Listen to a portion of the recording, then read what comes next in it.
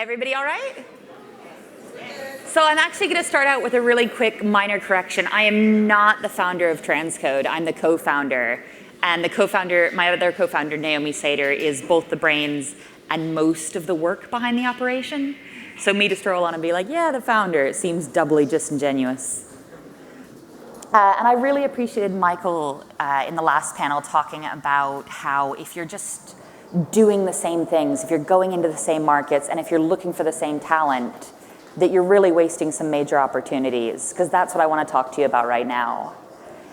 So I've titled my talk Iceberg Talent, because I think in tech we have this gentle affection for terms that don't mean anything outside the industry. So this seemed nice and shareable. I'd be like, tell people about iceberg talent. You could feel like you're cutting edge, bleeding edge. And I'll start by giving you a little bit of background about myself. So I started in education, especially working with linguistics and language teaching. And when I got into technology a few years ago, I started working with community education projects like Open Code and Transcode, really aiming to support self-taught learners in technology. And through working with these learners, I got a really great opportunity to find unusual talent. So people who were already working with technology, people who already had the very high-level tech skills, but weren't in tech. And I thought this was really interesting. And as an aside, as a former teacher, there's going to be some mildly cringing audience participation as part of this. So, good morning. I can tell who were the bad kids at school. You're like, no. So working with this talent, I've started working one-on-one with some really interesting talent. And the first woman I discovered who really got me thinking, I'm British-based now, and she was an ICT staff at schools. And British schools, almost every school will have a member of staff who's in charge of all things computing. They don't teach, they don't necessarily do any instruction, but this woman I met did front-end web development. She built and maintained secure databases. She handled all of the networking needs, and then did incredible things like managing all of the hardware upkeep. This woman did incredible things, and when you looked at her portfolio and when you looked at her skill set, she was this baby full-stack developer who was getting paid the equivalent of $22,000 US a year. And with the demand I see in technology, I see very well-meaning companies and very well-meaning hiring managers tell me again and again, you know what, we're not hiring for a CV. We're not hiring for a resume. We're hiring for potential. We're hiring for the ability to learn. We're hiring for skill. And working with talent who had these skills, it seemed like a really good fit. I'd be like, you just want someone who could do this. I've got these wonderful, glorious people who can do this. Clearly, this is going to be a great match. And it didn't immediately turn out to be a great match.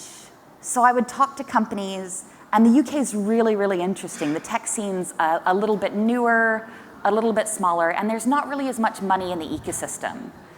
And I think a lot of times that translates to not as much emphasis on diversity. So you've got mid-sized companies and startups looking for someone who can do X. They don't care what demographic they come from. They allegedly don't care what demographic they come from. They just want someone who can do the thing now. So I started getting really frustrated bringing in talent who were able to do the thing, who weren't really going to be well accepted. So a big part of why I was interested in doing this talk was it gave me sort of the chance to evangelize non-traditional talent and looking at non-traditional talent for folks who I don't have time to meet it with one-on-one and yell at y'all. And the more I started thinking about talent, the more I started to think about the structure of work and talent in the tech industry. So who here works in sort of tech, like hard tech? And who works sort of adjacent? Who works in civic tech or policy or, all right. The more I thought about it, the more I think that skills and roles and people that use technical skills are broken into two tiers. So we've got this, and Silicon Valley's great for it, we've got this band of roles, we've got this band of talent, that's incredibly well paid. The benefits are beautiful. There's so much money sloshing around. And then, when you start to look deeper, when you start to identify more of these people, you're seeing individuals and groups and roles that are using the exact same skill sets. And they're not accessing the same kinds of financial benefits, and they're not accessing the same kind of career growth and sort of ability to grow with in their industries. And it's really frustrating for me because this upper band, we're desperate for talent. You see these bidding wars where people are just throwing more and more and more money trying to cannibalize the same pool of engineers. Who here works for a company that's currently hiring? Cool, keep them up for a second. Who's been hiring for a role for more than 3 weeks? More than 6 weeks? More than 3 months? More than 6 months? More than a year? Oh, that sucks, sorry. So even if we think, you know what, there are costs associated with bringing these people into technology, there are costs associated with cannibalizing the same talent we've been using. And there are massive costs associated with waiting. I think one of the biggest frustrations for me is that when we look at talent within technology, we're looking to fill this role now. Oftentimes we fail to look at what our needs are going to be in 6 months or what our needs are going to be in a year. So who here has had someone from their role leave within 2 years? Yeah, a year? Who's had folks stay for less than 6 months? Yeah. This is really what happens. So you've got this band of people who've got these great expectations, and they know that they can continue to trade on those expectations. By starting to look into the pool of talent that's not currently being accessed, we've got a really great opportunity for folks who are going to be able to stay longer term and continue to benefit your company. So I'm really into practical things. If you guys have talked to me one-on-one, I tend to get really esoteric and really fluffy. For my talks, I like to be like, do these things now. And we're fitting a 45-minute talk into 15 minutes, so there's going to be a lot of me screaming, do these things! I'll get you later. My Twitter handle's at the bottom of that, and DMs are open. So if you can't catch me during this talk, send me a message, and I'm more than happy to chat. So you say, Jess, you're amazing. You're completely right. I absolutely want non-traditional talent in my company. What do I do? And it's difficult because the first thing you need to do is outreach. And outreach is hard. Right now, when we're doing outreach, we are doing incredible outreach to the exact same talent pool we've been talking to. So when I say do outreach, I really want to see people going into spaces where the skill set is the priority instead of sort of the job title. So if you go to a JavaScript meetup here in San Francisco, you're going to find sort of middleweight and above JavaScript developers. If you go to hobbyist or open source communities that have a wider appeal outside of technology, it's a really, really great place to start making inroads into people who have, hypothetically, JavaScript skills, who aren't considering themselves part of the established community. So really take some time, look critically at your networks, which is always really uncomfortable, and see where you can make connections to community education groups, where you can make connections to hobbyists that might be really useful. And I was really worried about which order to put these in, because you need to do outreach and you need to do it effectively. But at the exact same time, you need to be able to recognize talent in the outreach you're doing. So if you're hiring for a DevOps person, you're probably going to want to see DevOps on their resume. And that's not always going to be the case with this talent. So you're going to have to look at what they've actually done and what they're actually able to demonstrate instead of skills listed on their resumes. And yeah, I'd be really interested in talking to people later about how you think that that could be done more effectively, because a lot of time I think I'm not doing it as well as I'd like. Who already has set hiring processes? Yay! Those won't work for Iceberg talent. Sorry. As a linguist, I was really interested in sort of gendered language and the way we sell ourselves. So I'm going to be talking a bit about how traditional hiring practices really fail for non-traditional talent.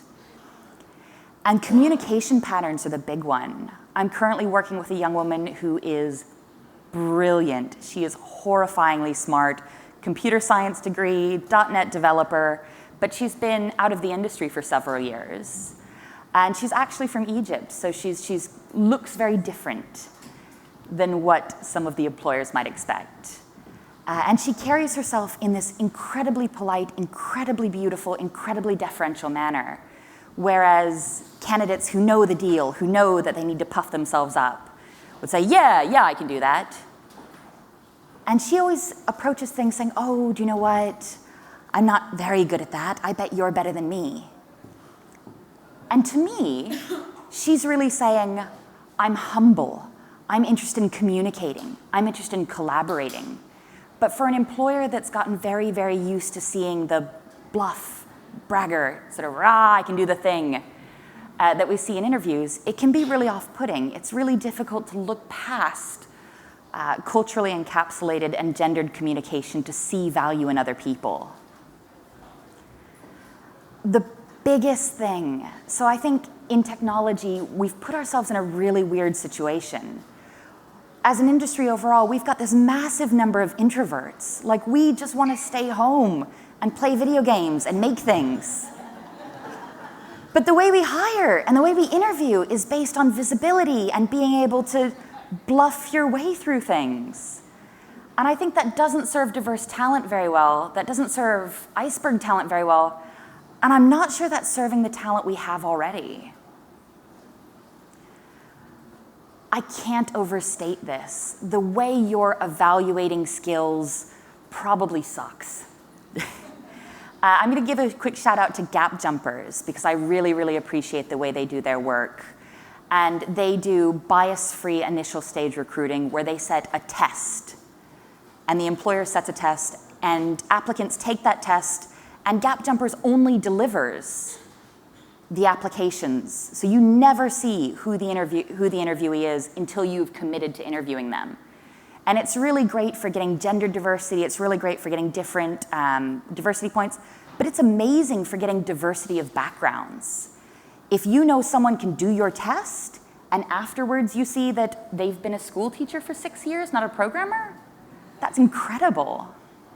I'm also really, really happy with folks who take the time and do small, considered projects. So if you give someone a small test, keeping in mind that folks who aren't already making great money don't necessarily have the time to do an immense amount of paid work. I've been taking a look at the DuckDuckGo hiring practices and really like those. They'll set a small project where they give you a proposal, and then they'll give you a piece of contract work where you're paid to test out your skills to show them. And I think that's really equitable and really fair. If you don't have the time for that kind of ongoing process, I've seen more and more companies in Europe taking on pair programming as part of an interview process. And it's this incredible way to say, does this interviewee have the skills I want? But more importantly, can they communicate with my team members? Do they show the ability to learn on the spot? And are they going to freak out? I'd love to tell you that hiring these diverse candidates is just going to be perfect all around the board. And if you'd like, I'd be more than happy to lie to you and tell you that's the case. But there are costs associated with it. So folks coming from outside of the hard tech industry into your tech roles aren't going to understand the same processes that you've been working with.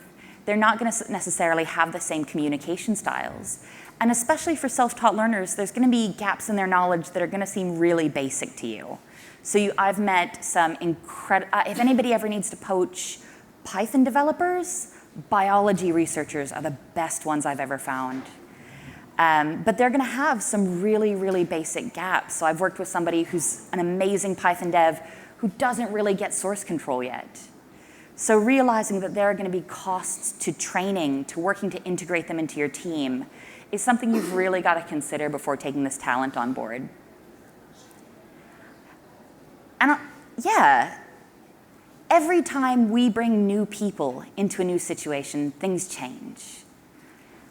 And I'm always really tempted to tell companies when I talk to them, no, it'll be fine. You should hire some women. They're not going to change anything. Oh, no, come on. You could totally keep your beer o'clock. But on some level, as an industry, we have to recognize that we're building things for humans with humans.